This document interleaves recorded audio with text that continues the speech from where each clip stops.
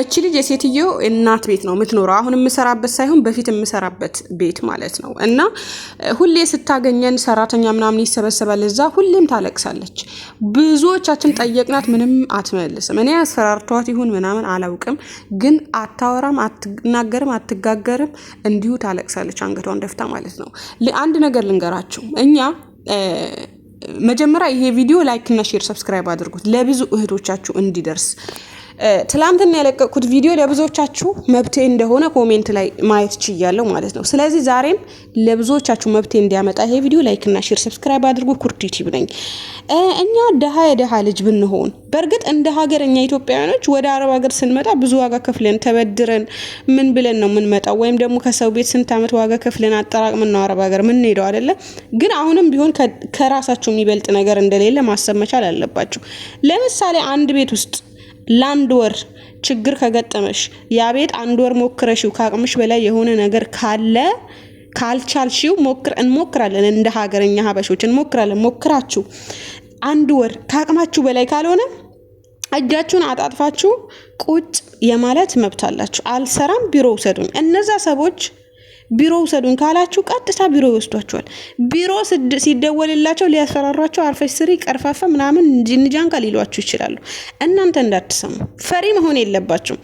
ቀጥታ ቢሮ ይወስዷቸዋል በአንድ ወር ውስጥ ከሆነ። ግን ብዙ ጊዜ እኛ ሀበሾች የምትሰሩት ስህተት ምንድን ነው? 2 ወር በዛ ስቃይ ውስጥ 2 ወር 3 ወር 4 ወር ትገፉበታላችሁ። ወይ ደሞዛችሁ አትቀበሉ፣ ወይ ራሳችሁን አታስከብሩ። ከዛ ምን ይሆናል? ለምሳሌ እናንተ ቢሮ መሄድ የማትችሉበት ደረጃ ላይ ይመጣል ማለት ነው። ለምን?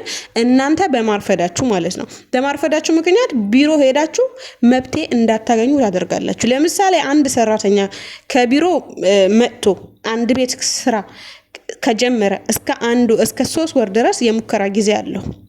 በኤጀንሲዎች ከሆነ ማለት የሙከራ ጊዜ አለው። ሌሎች በውጪ ምናምን በአንድ ወር ቪዛ የመጣችሁ ከሆነ እስከ 4 ቀን ነው ምናምን። ያ ቤት ማየት የምትችለው 4 ቀን ነው። ሰዎቹም አንቺን ማየት የምትችለው 4 ቀን። ከዛ በኋላ ሰዎቹ ከወደዱሽ ወይም አንቺ ከተመቸሽ እስከ 4 ቀን ባለው ቪዛሽ ሊያሰሩ ከተስማሙ በዛው ተስማማላችሁ ማለት ነው። ነገር ግን ይሄ በህጋዊ ኤጀንሲ የምትመጡ ልጆች ምንድነው የምታደርጉት? ቤቱ ካልተመቻችሁ በአንድ ወር ውስጥ እጃችሁን አጣጥፋችሁ ቁጭ ብላችሁ ቢሮ ውሰጂኝ፣ አልሰራም፣ በቃ አልተመቸኝም፣ አልቻልኩም፣ ቢሮ ቢያስፈራራሽ ምናምን መስማይ ጥጥ ነው፣ አልሰራም ብለሽ ወደ ቢሮ ተመልሰሽ ሌላ ቤት የመግባት እድልና አማራጭ ይኖርሻል ማለት ነው። ብዙ ጊዜ እናንተ አሁን በስቃያችሁ ላይ ነገ ከነገ ይሻላል፣ ነገ ከነገ ወዲያ ይሻላል እያላችሁ 4 እና 5 ወር ተጨቁናችሁ በእናንተ መብት ሳይሆን ያለ ፍላጎታችሁ የሆነ ነገር ተገዳችሁ ወይም እየተሰቃያችሁ እየደከማችሁ ከአቅማችሁ በላይ የሆነ ነገር እያሳልፋችሁ ከአንድ ወር 2 ወር 3 ወር 4 ወር ምናምን ብታስቆጥሩ 4 ወር ኢቭን ከሆነ እነዛ ሰዎች ምን ያደርጓቸዋል? ቢሮ ሲወስዷችሁ እነሱ ገንዘብ ማግኘት ስለማይችሉ ወደ ኢትዮጵያ አሳፍርሻለሁ ይላሉ። ብዙዎቹ ደግሞ ሳውዲ ያሉ ደግሞ እነሱ ራሳቸው ተነጋግረው በራሳቸው መንገድ ለሌላ ሰው ይሸጧቸዋል ማለት ነው። ለምሳሌ እዛ ቤት ውስጥ 6 ወር 4 ወር ምናምን ብታገለግሊ አይቆጠርም። እነሱ ለሌላ ሰዎች ይሰጧቸዋል እንደ አዲስ 2 ዓመት ለማገልገልና ሌላ በስቃይ ላይ ስቃይ ለማሳለፍ ትገደዳላችሁ ማለት ነው። በህይወታችሁ ላይ አታርፍዱ። የትም ሰራተኛም ብትሆኚ አሰሪም ብትሆኚ ምንም ብትሆኚ በምንም ነገር ላይ የሆነ ነገር ካልተመቻችሁ ቶሎ አልተመቸኝም ይሄ ነገር ያቋም ሰው መሆን አለባችሁ ማለት ነው።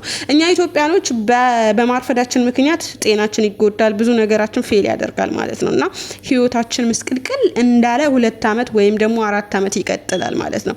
ስለዚህ ህይወታችሁ ምስቅልቅል የማለቱ ምክንያት እናንተ ራሳችሁ ናችሁ ማለት ነው። ምክንያቱም ራሳችሁ አስከብሉ። ለምሳሌ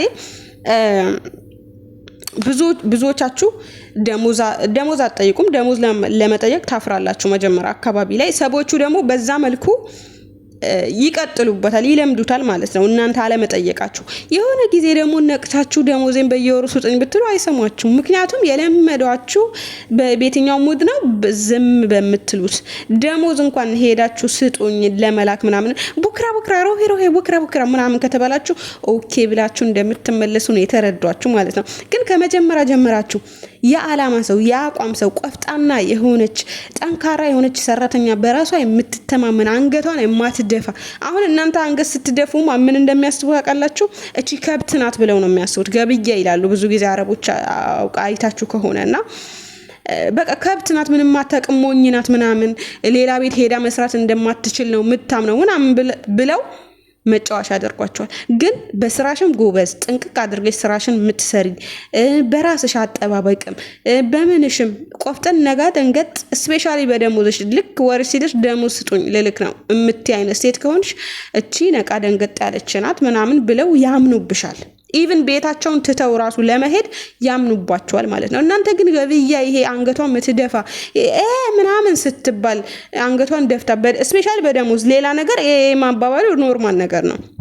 ስፔሻሊ በራሳችሁ ነገር ሄጂ ቡክራ ምናምን ስትባሉ እሺ የምትሉ ከሆነ በዛው ገብያነት ምንም አታውቅም ኮንፊደንስ የላትም ብለው እና ኢቭን እናንተ ቤታቸው ውስጥ መኖራቸው ራሱ እስከ መፈጠራችሁ ይረሷቸዋል ማለት ነው። አንዳንዴ ደሞዛችሁ 6 ወር 4 ወር 5 ወር አሁን ትላንትና እንደውም ቪዲዮ አሳያችኋለሁኝ።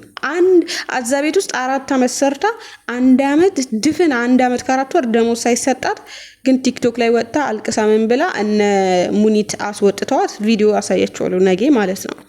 እና የሰው ልጅ ምን ይሰራል 1 አመት እቺ አሁን ሚዲያ ስለወጣች ነው እንጂ ምን ይሰራል 1 አመት ከ4 ወር ደሞዝ ሳይሰጠው። በነገራችሁ ላይ መሳሳት የሌለባችሁ አረቦች ምን ጊዜም ደሞዝ መጀመሪያ አካባቢ ጥሩ ሆነው መጨረሻ አካባቢ ደሞዛችሁ የሚይዙባችሁ ከሆነ እንዳትሰሙ። የእናንተ ደሞዝ ከምንም ከውሃም ከማብራትም ከጣሪያም ከምንም ከቤት ክራይም መጀመሪያ የእናንተ ደሞዝ እንዲያስቡበት ማድረግ የምትችሉት እናንተ ናችሁ። ኦኬ እነሱ ቢሆኑ እኮ እንኳን 1 አመት ከ4 ወር 1 ወር የሆነ ካምፓኒ ላይ ተቀጥረው እየሰሩ 1 ወር ወላሂ አይሰሩ። ለምን እዚህ ጋር ልጅ አለባቸው፣ የቤት ክራይ አለባቸው። ኢቭን የቤት ክራይ ባይኖርባቸው ማብራት እንዳለባቸው። እናንተም ልክ እንደነሱ ሰው ናችሁ። እናንተ እኮ ህይወታችሁ ዝቅተኛ ቢሆንም ሰራተኛ የነሱ ሰራተኛ ብትሆኑ ሰራተኛ ነው። እናንተ ራሳችሁን ስታሳምኑት ነው ባይዘው ሰው መሆናቸውን ሰው ደግሞ እናንተ ሰው እንደሆናችሁ የሚያስበው ማለት ማንኛውም አረብም ይሁን አበሻ። አሁን ሀታ ጎረቤታችሁ ጠንካራነታችሁ ነቃ ደንገጥ ማለታችሁና ኮንፊደንስ መኖራችሁ ካወቀ እቺ እኮ ከብት ናት ነው የሚላችሁ። ማንኛውም ሰው ነው። አረቦችም እንደዛው ተመሳሳይ ነው። ሰው ነው ማለት ነው።